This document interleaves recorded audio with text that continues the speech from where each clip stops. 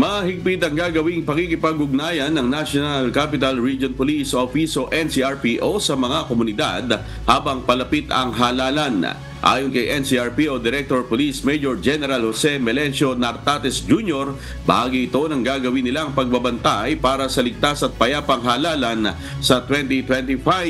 Sinabi pa ni General Nartates na partikular nilang tututukan ng threat groups o local terrorist groups, pati ng communist group at criminal gangs. Sa ngayon, anya, wala pa naman silang nakikitang problema sa mga lugar sa Metro Manila. Subalit, magpapakalat pa rin sila ng mga tauhan sa ground upang maiwasan ang mga insidenteng may kinalaman sa halalan.